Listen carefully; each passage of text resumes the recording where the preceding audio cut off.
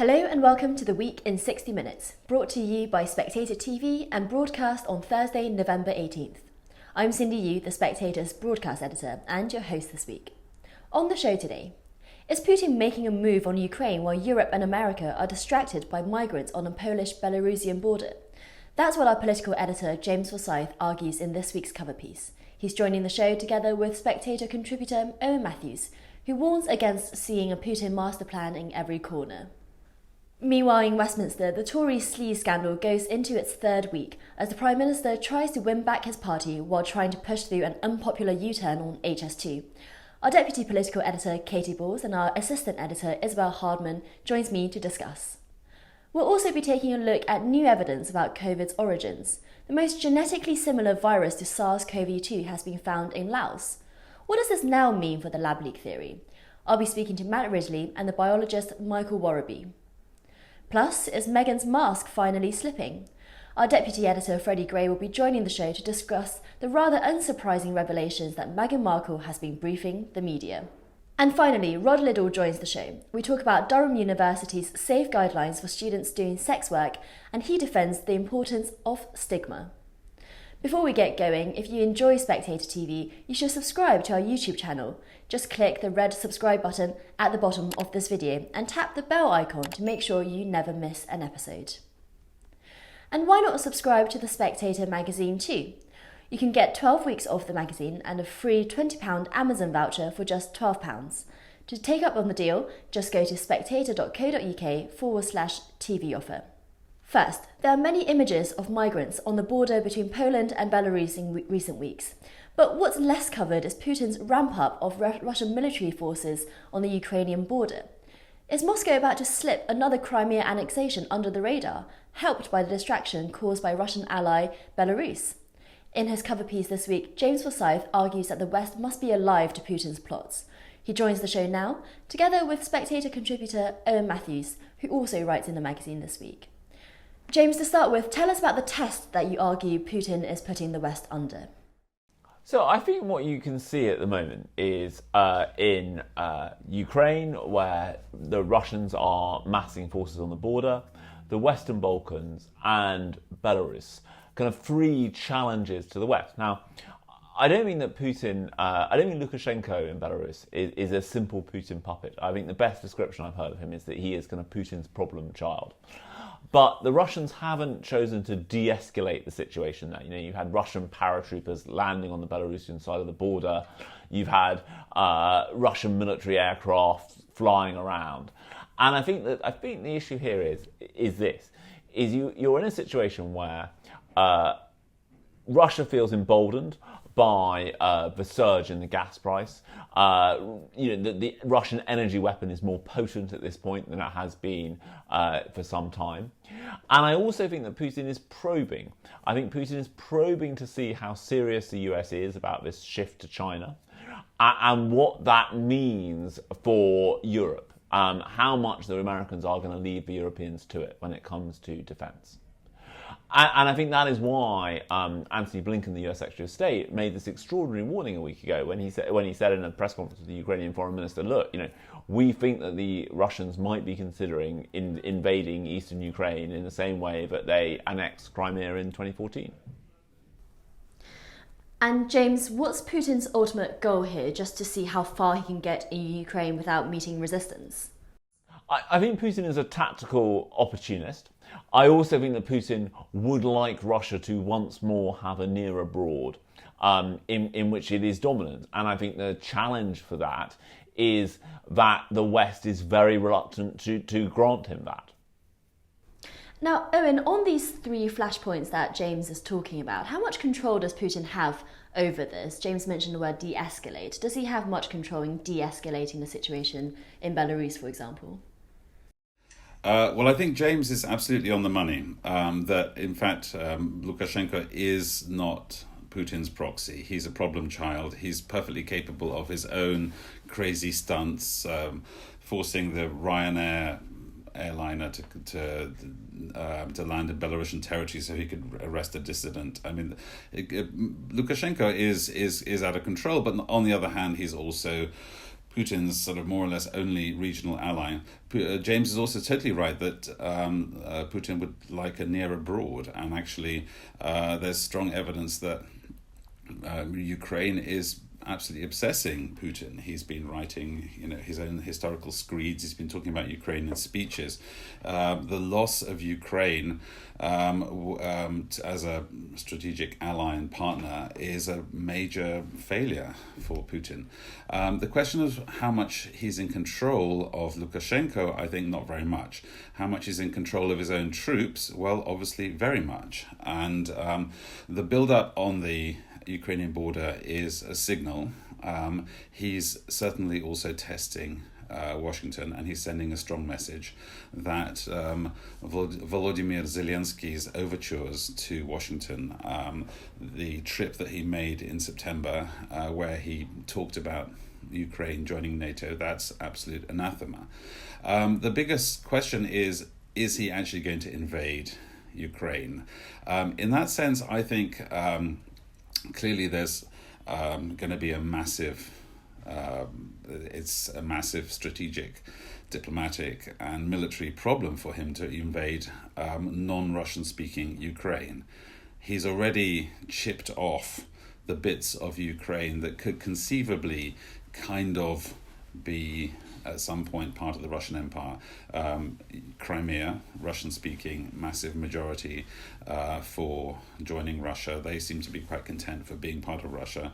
Eastern Ukraine, kind of less so, actually. I mean, the two provinces, Lugansk and Donetsk, which are now under rebel control, actually you could make it a case for them to join Russia, but again, more difficult. The rest of Ukraine, really no. And ironically, 2014 did one thing for the Ukrainian state, and that was actually unite them behind a sense of Ukrainian nationhood, which they had never really had in their history. So in that sense, actually, whether Putin's actually going to truly invade a country that hates Russia and will resist strongly and will pull in Western allies in one form or another, whether that actually is what Macron described when he said he would defend the territorial integrity of Ukraine. Does that mean that Macron's actually going to go to war with Russia? That kind of remains to be seen. But testing the West, certainly, that's Putin's intention. He intends to send a very clear signal that he's very serious about Ukraine never joining NATO, despite the fact that that's also, by the way, what Joe Biden told Vladimir Zelensky, is you're not going to join NATO. But nonetheless, Putin is very, very adamant about stopping any kind of talk of Ukraine moving westwards. Well, let's talk about Ukraine in a bit more detail in just a second, Owen and James. But for now, Owen, would you say that what's happening in Belarus is actually quite inconvenient for Putin and his efforts? Massively. And actually, as James rightly points out, the news this week, yesterday, that the German regulators refused, or at least delayed, the approval of Nord Stream 2, Gazprom's pipeline, is a massive setback for Putin, and clearly it's linked to to Lukashenko's actions. Clearly it's linked to Putin's inability to fulfill, or unwillingness to fulfill, Angela Merkel's personal request to Putin to solve that crisis. And this is the German response. That's the last thing that Putin needs. What he needs is European money. He wants to take as much advantage as possible of high European gas prices. He wants to lock in more consumers in Europe. Ideally, what he'd like is more European allies, people like Viktor Orban. I mean, he has been very keen historically to sort of chip off, to divide and conquer and make as many friends as possible among European malcontents as possible. Lukashenko's actions go directly against that strategy. He needs that border crisis like he needs a hole in the head. However, he can't be seen to go against his ally, really. And there's not really any way that he can back down from this, having initially made some symbolic gesture politics to support Lukashenko. So yes, indeed. I mean, the Belarusian crisis actually is not something that Putin really wants, and I personally don't believe that it's something that Putin kind of inspired or ordered. James, in your cover piece, you talk about how Antony Blinken from the US side sees all this. Do you think that there is this tendency on the American side to misunderstand Russian motivations and this idea that Russia is out to get friends, as many friends as possible in Europe, maybe through salami slicing European Union? No, look, I think that if you look at what Blinken said, he's quite clear that they don't know what Russia wants. I think the worry is that what you saw is that, as Owen was saying, that in eastern Ukraine there are Russian proxies essentially in control of territory. There is an informal line of control, and I think the worry isn't about Russia trying to invade the whole of Ukraine, but Russia trying to formalise that presence in eastern Ukraine and pull those parts of eastern Ukraine into Russia. I think that is what worries the West. I think the West is also worried that it has less of a read on Vladimir Putin and what he is planning. That there is far less Western intelligence assets in Russia than there once were, and it is becoming harder to read. I think that's one of the things that is causing concerns in European capitals. I also think that the US is traumatized by what happened in 2014, and it's worth remembering that Joe Biden was vice president in the Obama White House. You had the kind of map of Europe changed by force, essentially, and all the West could do was to impose sanctions after the fact. So I think there is a desire to avoid a repeat of that, and I think Blinken was deliberately rattling the cage to say to European countries that, hang on a second, you've got to be alert for this and what might happen. Now, Owen, in James's piece, he also mentions America's wider foreign policy goal under Biden, which is to tilt towards the Indo-Pacific, towards China. How does Moscow see that tilt? Does it see America distracted and an opportunity to slip in and get what it wants in the meantime? Well, that's true. Although I would say, just to James's last point, I mean, there is actually like a technicality insofar as the current build-up of 100,000 troops is actually nowhere near eastern Ukraine. It's not near Donbass.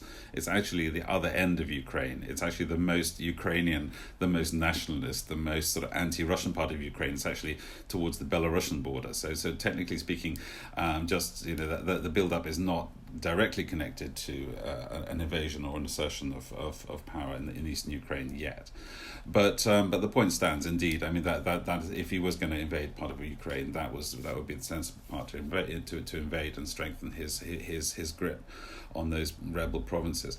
But I think that in terms of America's pivot to China, Putin doesn't like it because I think he craves attention. He wants to be seen as a major world player. And the last time he pulled a very similar stunt, right at the beginning of the Biden administration back in April and May, he did exactly the same thing. He just mobilized his troops, and it was widely seen as a rejection of the Biden White House's pivot towards China. It's a very important part of Putin's self-image and his public image and his domestic support is that he is fighting Russia's corner and he's a world leader with whom the world reckons. And that was why, I mean, there was talk of him not meeting Biden in Geneva. He definitely got his FaceTime with the help of 100,000 troops on the border. That's the way Putin rolls. But in a wider sense, of course, Biden is completely right. China is an economic superpower. It's enormously important for America, both strategically and economically. Russia is not. It's not an economic superpower by any means. It actually has a GDP smaller than Mexico. Actually, that will maybe change with the high oil prices this year.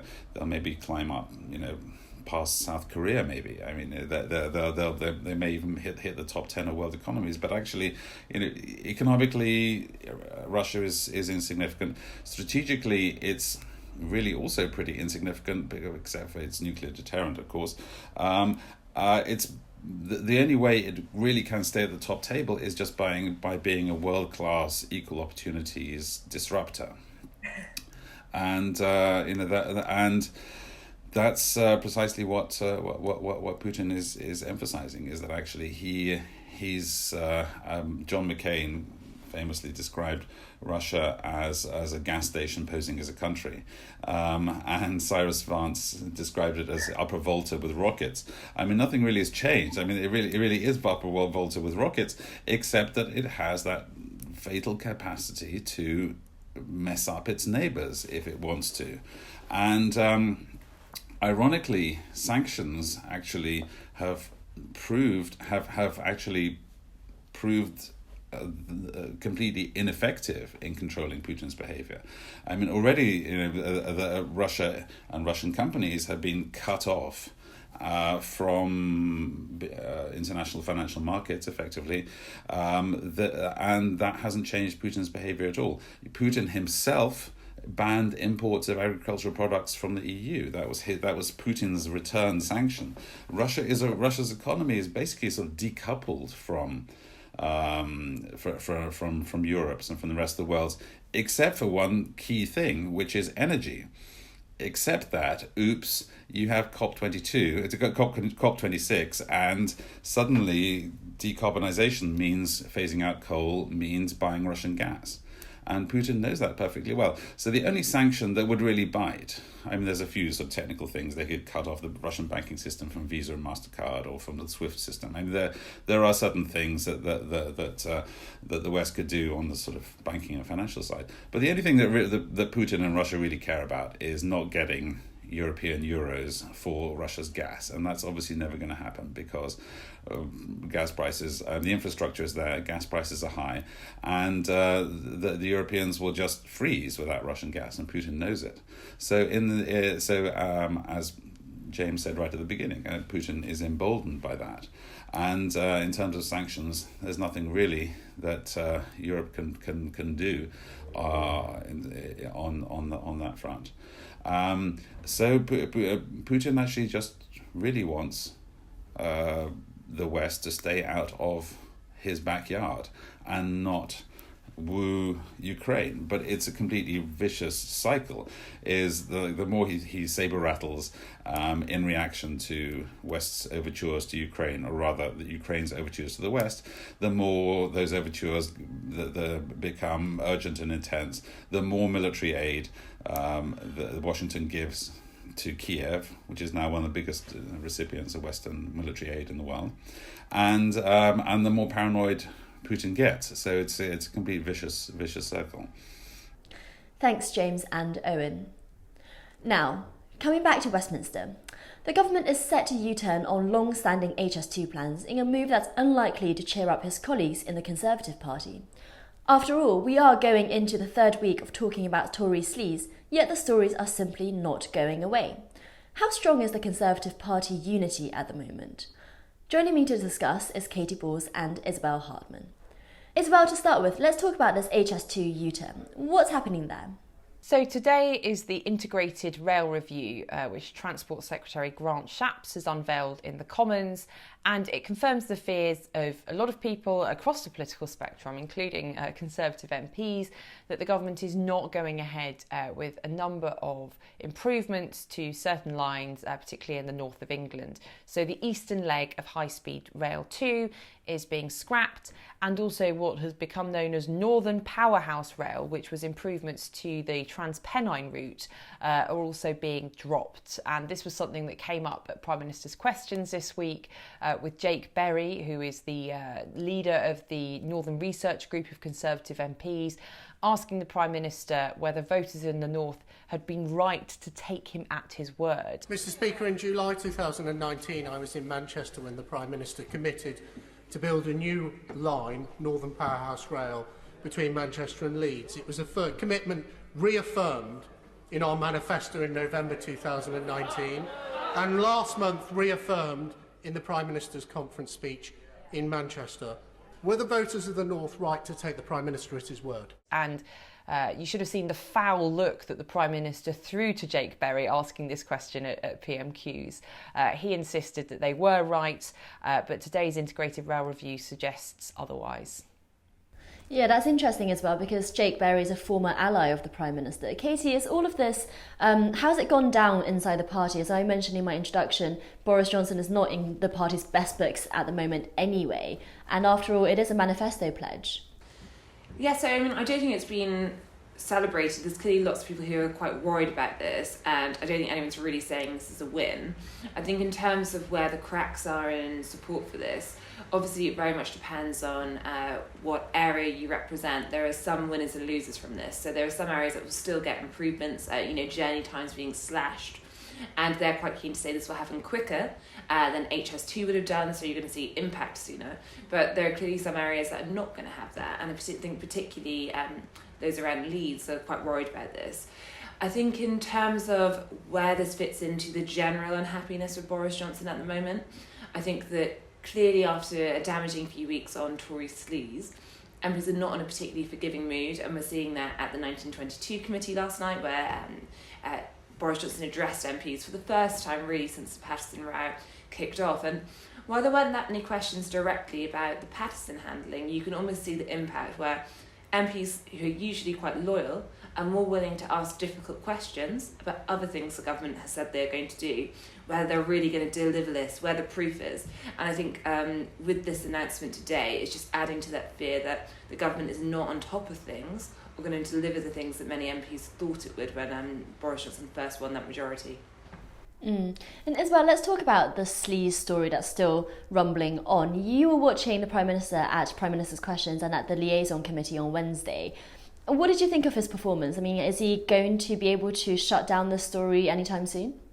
He didn't have a good day yesterday. He had a really poor performance at Prime Minister's Questions. He was quite visibly rattled then at the Liaison Committee. He still, I think, believes that he can just get away with this scandal.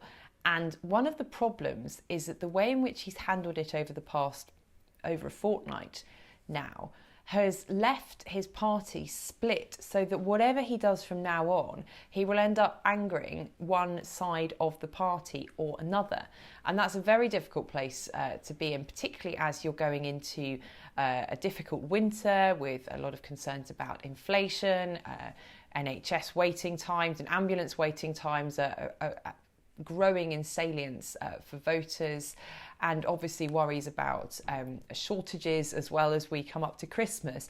To have your party not united behind you, but actually having a fight with itself and against you is a very difficult position for the Prime Minister to be in. He thought yesterday, when he was questioned on this matter by Keir Starmer at Prime Minister's Questions, that making jokes about the offer of work that the Leader of the Opposition received when he was in Jeremy Corbyn's shadow cabinet from Mishcondarea. He had this pun of the Honourable Gentleman has committed misconduct, which elicited groans from everyone listening.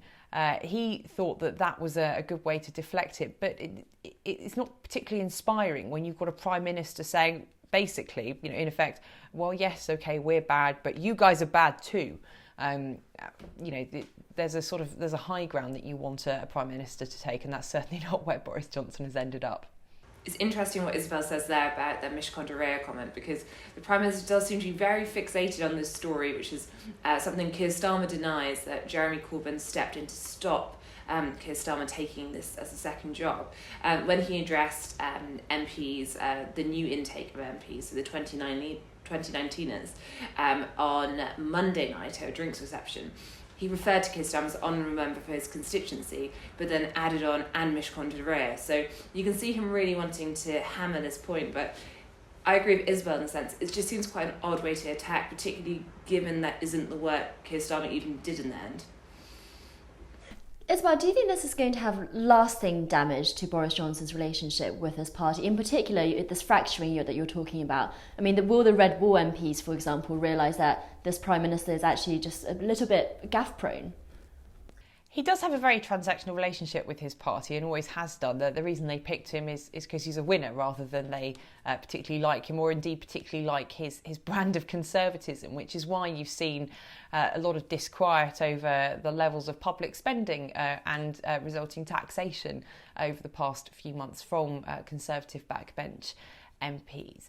I think it would be easier to see a heel in the rifts if the autumn and winter looked as though things were going to improve. I mean, quite often politicians look forward to Christmas as a nice positive break from things, but at the moment it's not clear whether people are going to get a normal Christmas, having had a very abnormal Christmas last year. So that's one of the problems in the medium term for him. But in terms of the next election, it's not yet clear how much this is going to stick. It has certainly damaged the Conservatives' standing in the polls, but has almost taken them to a more normal position for a party in its mid-term between elections, rather than something that they might particularly worry about as they're heading for a general election. And I think the thing that they are still taking comfort from is that Labour is only good when the Conservatives are doing badly, and that it isn't particularly good at articulating why people should vote for it as a party.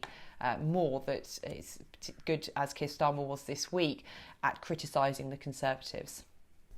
Well, Katy, finally, let's talk a little bit more about Labour, and in particular Angela Rayner, who is the subject of your political column in this week's Spectator.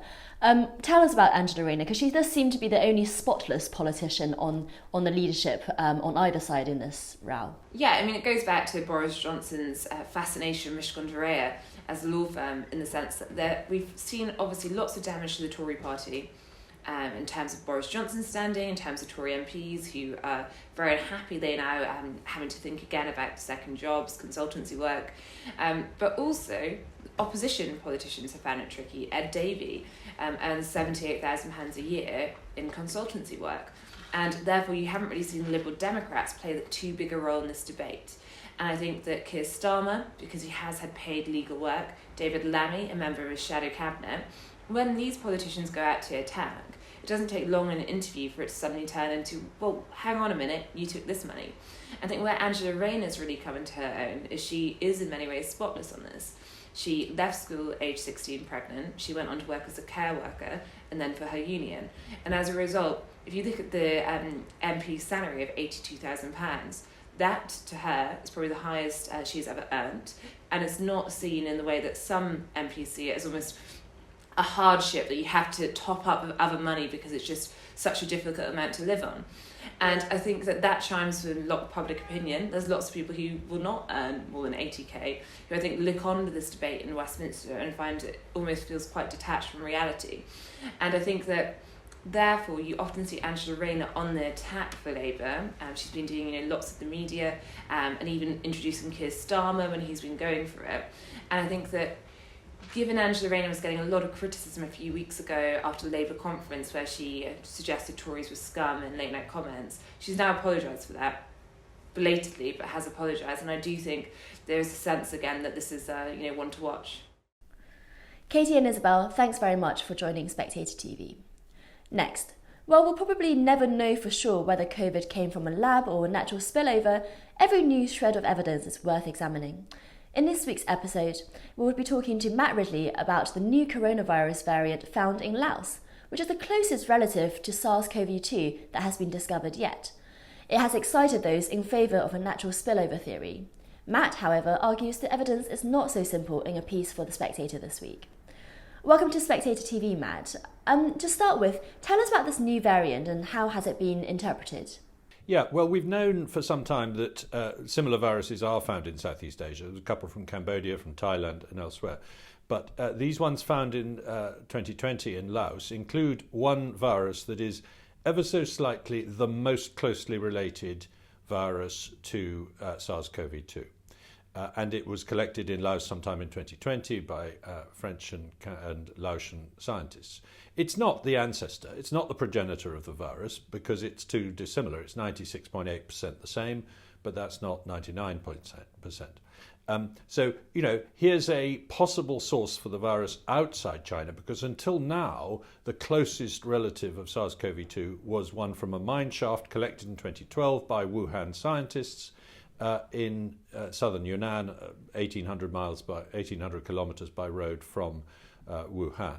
So this one appears to be from outside the country. So maybe somehow the virus got from Laos to Wuhan. The central question we've got to ask ourselves is, how did a bat virus found in southern China and Southeast Asia get to Wuhan, a city where the bats don't carry these viruses and where people haven't been picking them up? Yeah, and do you have some idea for how that transportation happened? Can you tell us about that?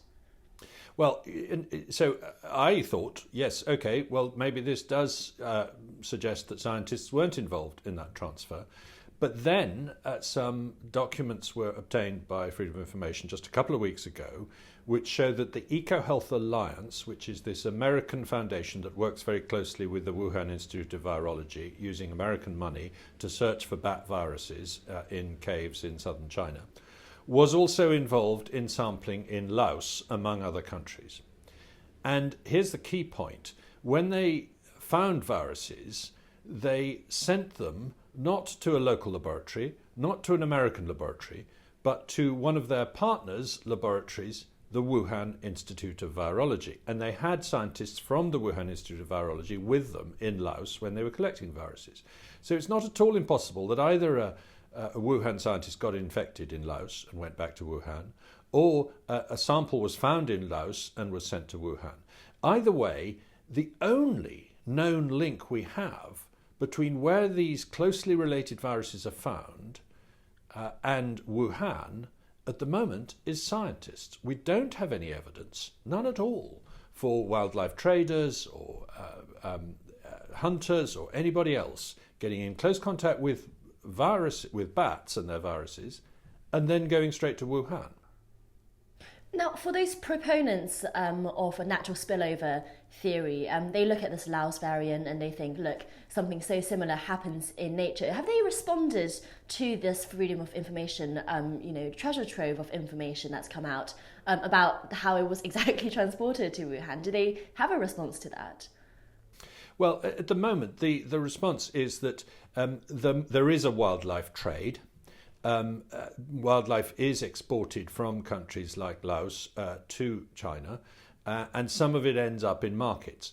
The vast majority of it ends up in Guangdong province in southern China, because that's where this kind of food is much preferred.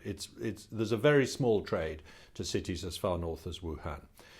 And so, yes, it's possible that a wildlife trader has brought an animal from southern China to Wuhan, and that it's somewhere along the line it came into contact with a bat. We know that bats were not on sale in the market in Wuhan, so it's not a bat that's being marketed for food. It's some other animal that's come into contact with a bat. Now, it's quite possible that other animal is a human being. That's really the point we need to take seriously. Yes. Well, it's interesting you make that point about Guangdong province, Matt.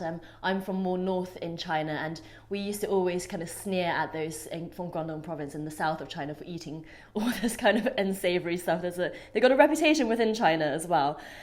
Right. Phoenix dragon soup, which was where the civet cats were used and things like that.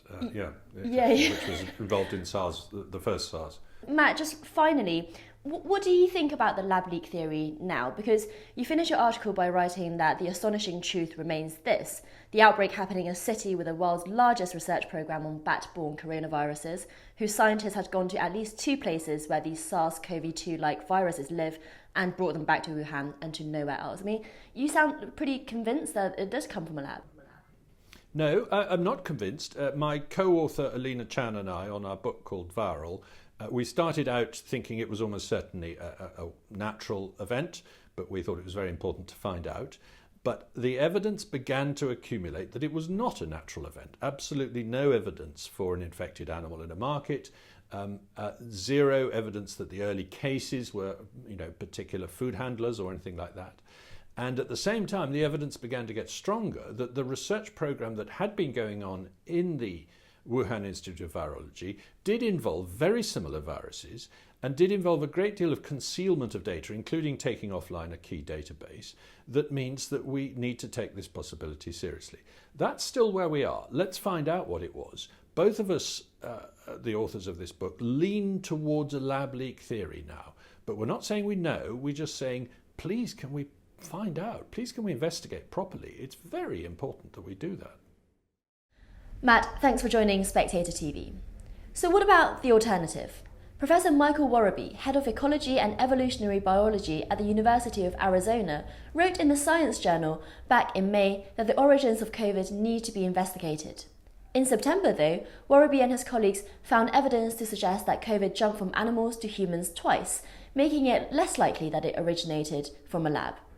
Michael joins the show. Michael, to start with, how do you interpret the discovery of the new coronavirus variant in Laos? There's multiple variants of the virus that have been recovered from natural populations of bats in Laos. And one of them is now the closest overall to SARS-CoV-2, a little closer than this virus that was taken out of a mine shaft in Yunnan province in southern China. But more interestingly, in the really important region of the spike protein on the outside of the virus that is kind of like Velcro for the human receptor, its Velcro is such a great match for the human receptor that it looks as good as SARS-CoV-2 in terms of its potential for binding to human cells. And that's interesting because a lot of the speculation about a so-called lab leak origin of SARS-CoV-2 began with this idea that, oh my goodness, this virus is so well adapted to binding human cells that it must have been manipulated in the lab to be so, that it couldn't possibly have existed in nature. Well, the Laos bat samples show us that, yes, it does exist in nature.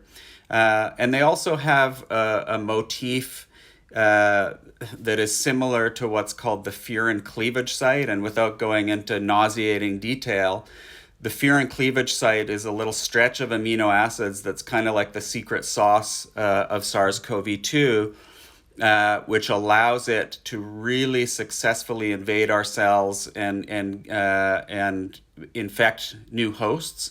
It's not something that's been seen in other very closely related viruses in bats, but these viruses from Laos are only one amino acid away from having what we call a functional furin cleavage site. So there again, a sort of signature of a natural origin of the key features of SARS-CoV-2.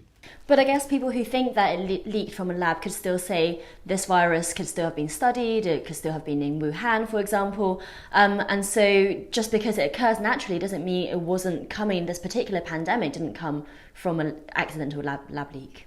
Yeah, fair point. And this has been an interesting question, and it's been something that interested me from the start is why did this pandemic start in Wuhan, which does have a lab that studies these sorts of bat viruses? It's a question worth addressing and not just sweeping under the carpet. And I've been quite prominent in, for example, signing this letter to Science magazine that prompted Biden's 90-day intelligence review saying, let's take this seriously. Let's look at the evidence. And in fact, that letter was my idea. At the same time, even at that point that I proposed that idea, the evidence clearly pointed much more persuasively to a natural origin of the virus. And so on the one hand, if you're looking under the microscope at 2 times magnification, yeah, it's interesting that this thing starts in Wuhan, although Wuhan is like New York City. It's a huge place, well connected to the rest of China. It's a transport hub, so it's not actually that surprising. And in fact, my own research has shown that if a pandemic is going to start, it's actually going to start in an area like Wuhan, where you have so many people packed together that the virus actually, if it has a chance to start transmitting, will successfully gain a foothold. Whereas if it jumps in a rural area, most likely, 99% of the time, the same SARS-CoV-2 virus is going to go extinct. Okay, so 2 times magnification. Interesting that it starts in Wuhan. Now go up to 10 or 50 times magnification and look within Wuhan. And this is what my recent or my upcoming paper that's going to come out on Thursday in Science Magazine does, is it looks more closely. And when you look more closely, there's no relationship to the early cases geographically to the Wuhan Institute of Virology, for example. They cluster around one of the few sites in the city that sold animals like raccoon dogs, which brought us the first SARS. So of all the places in the city, concert halls, bars, gatherings of large numbers of people, office towers, etc., much more likely sources of an early spread of the virus. It's like a Home Depot sized, that's a bit of an American geographical illusion, but it's 120 meters by 80 meters. It's a tiny little building, and there's only 4 sites in the city that have that pattern. And so, half of the cases early on are linked to that one site. You have to be really tied to a lab leak origin to not look at that evidence and say, hey, there's something here. One other thing, if you don't mind me adding to that issue of, okay, this letter starts this intelligence review into motion. One of the things that I show in my paper is that I think one of the key factoids that was influential in the intelligence community's review and probably swung the FBI to their kind of surprising position of thinking that there was moderate evidence in terms of the lab leak was this idea that the very earliest case was someone who was not linked to Huanan market and indeed lived close to one of the Wuhan Institute of Virology facilities in southern Wuhan. Well, my paper shows that that individual actually was not the earliest case, that there was a mistake in the time of onset, which was given as December 8th. On December 8th, he actually had a dental infection. And it wasn't until December 16th that he had fever and symptoms related to COVID. Well, December 11th, we know there was already at least one vendor at Huanan Market who was infected. So I do think with this kind of new perspective that in the intelligence community, for a start, will be reassessing their evaluations. And I would hope that lab leak proponents would also reassess their evaluations. But I think evidence has shown that that people who want to advocate for a particular theory have trouble taking on evidence that contradicts that theory. So it will be interesting to see what the reaction is to my paper. Michael Worobey, thank you for joining Spectator TV.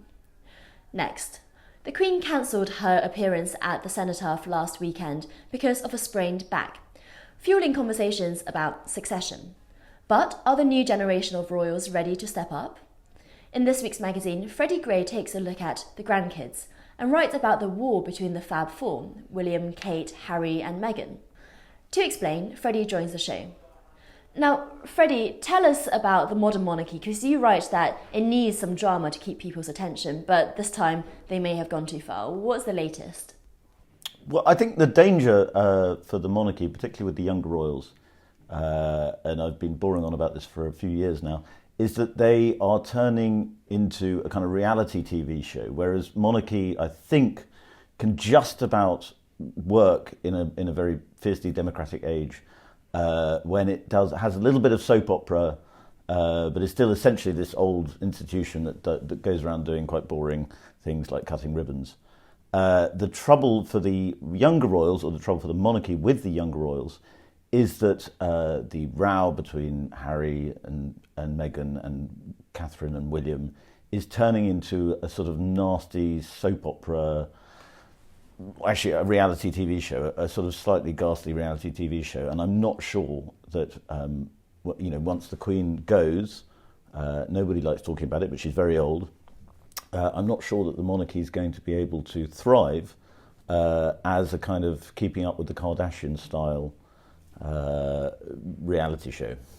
Yeah, well, and especially with the latest blunder from Meghan Markle, whose court case against the Mail on Sunday is bringing up all these ways in which she's been briefing the media through her former press aide, Jason Nauf, who seems to be pretty happy to backstab his former employer, saying stuff about how she told him to brief her biographers on finding freedom, about how she wrote the letter to her father with it potentially being leaked in mind, and writing things like daddy, so that in the unfortunate event that it leaked, she could pull on the heartstrings, were her words. I mean, all of this is coming out because of a former staffer. Yeah, I think Meghan's problem, and it's actually something Prince Charles has had a problem with, is that people who work for her seem to dislike her a lot. And as a result, they eventually turn on her. And I think she's going to emerge increasingly as this sort of hate figure. And she's probably not that bad, but she definitely seems to upset people. Yeah, very much so. Well, what about Charles then? I mean, I wouldn't probably watch a reality show where he's the main character. He doesn't strike me as the most interesting person. Is he going to be the saviour to a kind of more boring monarchy? Well, possibly, except Charles has always liked to pontificate. That's always been his problem. He likes to pontificate about climate change, Shakespeare, various things. He's always thought that he had genuinely interesting things to say, and he's wanted to say them. And the Queen's great talent and great achievement, really, was just not to say anything at all. And that's what people want from a monarchy, really, essentially. I mean, obviously we want the soap opera and we want the drama, but what people really need from the monarchy is the sense that they're above politics or above the culture wars, if you like. Charles, I think, has learnt this, but have the younger royals, it looks like they haven't. Yeah. And what about Prince Andrew then? Because stateside, that's still ongoing in a civil lawsuit with Virginia Giuffre. Is the Queen opening herself up for criticism by hiring these expensive lawyers for Andrew if this case blows up even more? Well, I don't know. I mean, we don't really know anything about the Andrew case. I mean, we know everyone knows the allegations. Nobody knows if they're true. Obviously, he's not very good at doing his own PR, as we saw last year, and I think the Queen's probably doing the right thing in trying to support her son. But yes, it's an embarrassing story, and it's another example. This has been the same story since the 80s, when I grew up, of the royals when they kind of dabble in party land and celebrity culture and all this stuff. It always goes wrong, and the Queen has to try and tidy up the mess. Thanks, Freddie. Finally, in his column this week, Rod Liddle writes in defence of stigma, arguing that it can be a good, indeed vital, thing. Durham University Student Union recently announced that it was starting safety courses for student sex workers to break down the stigma surrounding the profession. Shouldn't we be focused on encouraging people not to do it in the first place, Rod asks. Well, to discuss, Rod joins me now. Now, Rod, when I was in university, I didn't find the career service or the student union all that inspiring or helpful, but you write in your column this week about this extraordinary service being provided by Durham's student union. Tell us about it. Yeah, I think it sprung from Leicester University, though I may have got that wrong. But it's doing the rounds of some of the universities, and basically it's offering students a couple of courses on how to safely involve themselves in prostitution. It's just one of those stories from the front line of the culture war, which sort of explodes like a howitzer, and you see it and you can't resist it.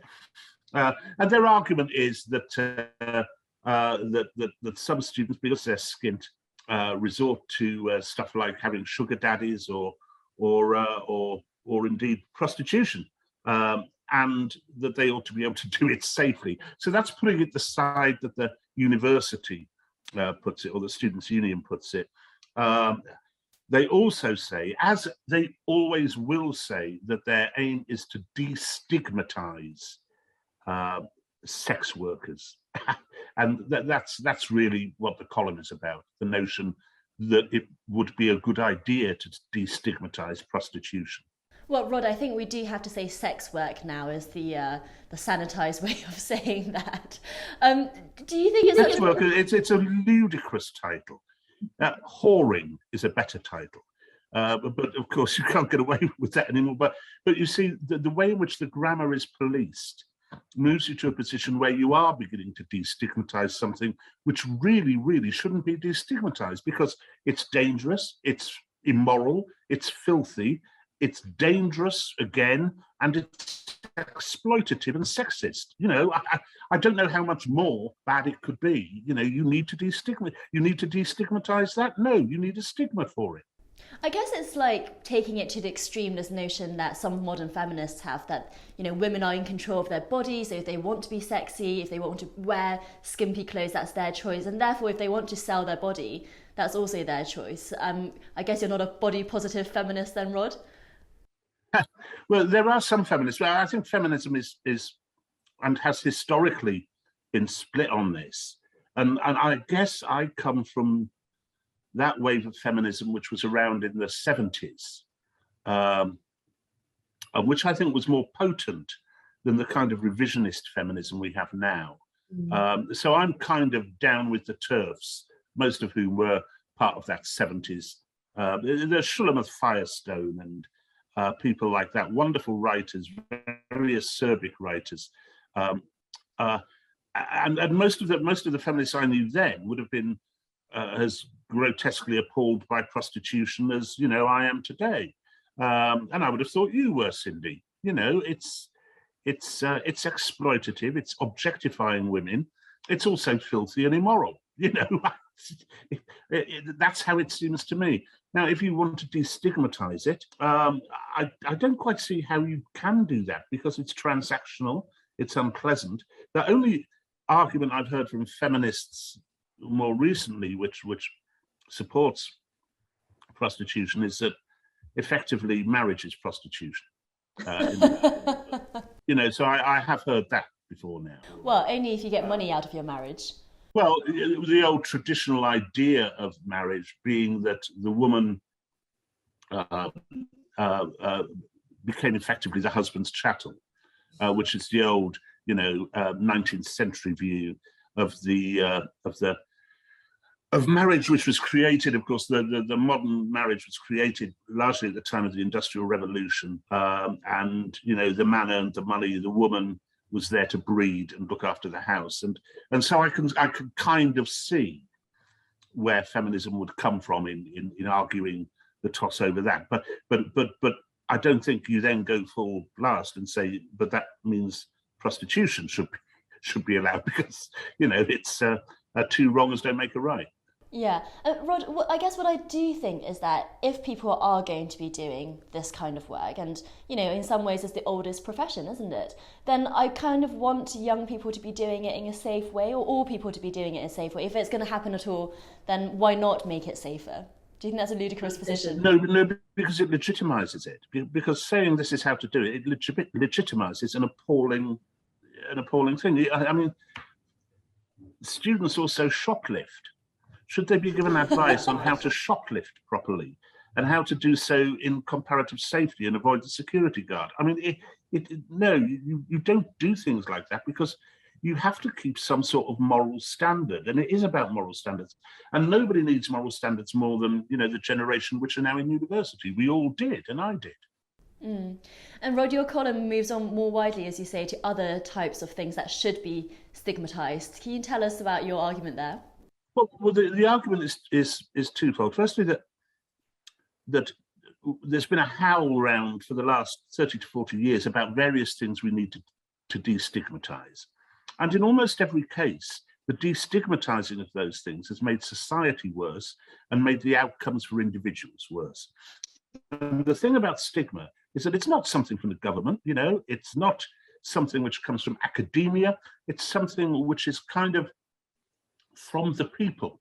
And it's not arbitrary, it's based upon logic and common sense, even if it is imbued with Christian morality. And it's a means of society suggesting to people that the things they're doing won't work out very well for them and are antisocial. And if you look at the things we've destigmatized, the most obvious and first one is divorce. And the consequence of back in the 60s, a divorcee was looked upon as being someone rather shady and seedy. That's all gone completely. I mean, I'm divorced. I mean, most people are now divorced. Marriages simply don't last anymore. But it hasn't been to our benefit. It hasn't been either to the benefit of the people who got divorced, and by that I mean particularly the poorest of us. For the poorest of us, divorce is catastrophic financially. And it certainly hasn't been beneficial for the children. And we know from a multitude of social studies that children from divorced parents end up doing worse at school, have worse employment prospects, are more likely to get into trouble with the law than those who are with parents who are married, who stayed together. So that didn't work. We've also destigmatized, and this makes me sound awfully like Mary Whitehouse, I know, cohabitation. And again, I've cohabited. I was part of that generation which bought all this stuff. But again, cohabiting and then having children means that those children are more likely to see you split up than if you were married. I think it's a difference between about 7 years and 13 years. 7 years if you're cohabiting is the average expectancy of a relationship, 13 if you're married, both of which are obviously too low. And again, that brings in the same thing, that it's a bad outcome for the kids. Various other things which people are trying to destigmatize. The obvious one at the moment is obesity. We're told that it's wrong to stigmatize people who are fat, to body shame them, to fat shame them, and so on. And yet, perhaps that is one of the reasons why we have such an obesity epidemic. Because if you remove stigma, these things suddenly become normal.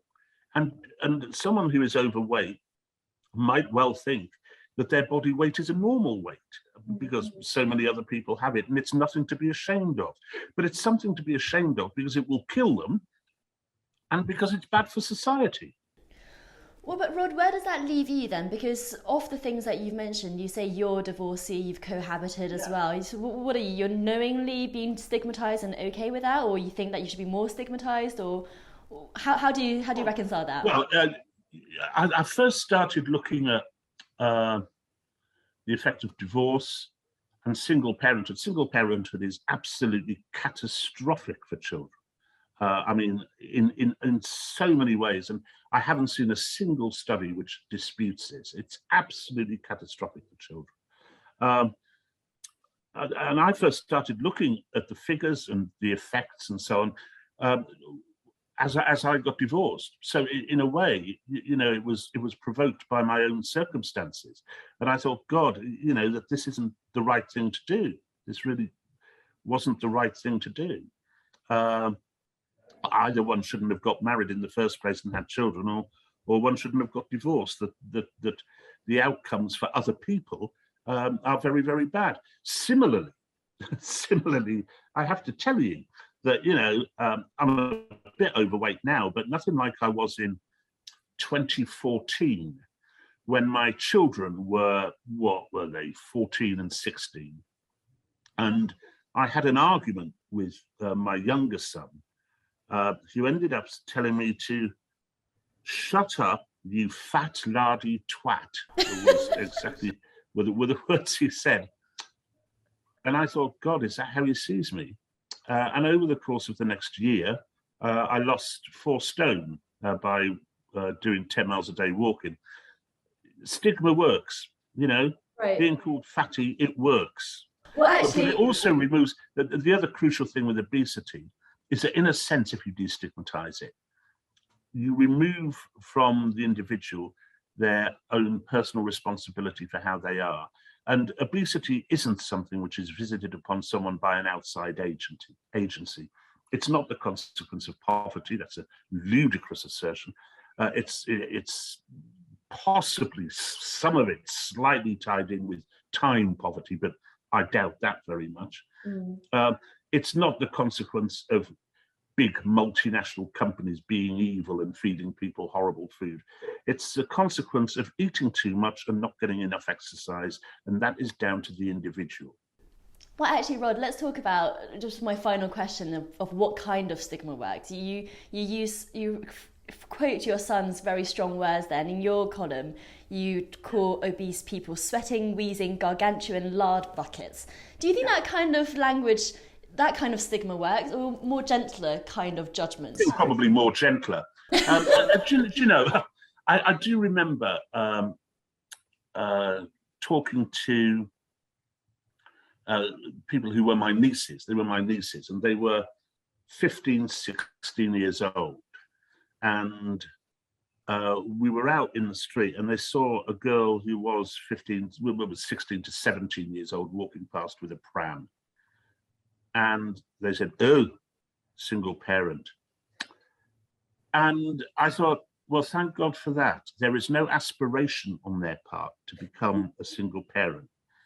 It's just that innate thing. I don't want to do that because I don't think it's good, you know? And that's something which stigma can inculcate rather than having the government tell you, you know? That's something that stigma can do. Just make you think before you go down a path which, excuse me, which will be injurious to you and injurious to society. Well, Rod, thanks so much. Have I won you over? Sorry? Have I won you over? Or are you all still full of a verve to send the students out whoring? Well, as a member of the millennial generation, I don't think you can fully win me over, but we have run out of time. But we'll have to continue this conversation another time, Rod. Thanks for joining Spectator TV. Bye. Thank you for watching Spectator TV. That's it for this week. If you enjoyed this episode, don't forget to subscribe to the Spectator's YouTube channel. Just click the subscribe button at the bottom of this video and tap the bell icon so you never miss an episode. Thanks for watching, and do join us again next week.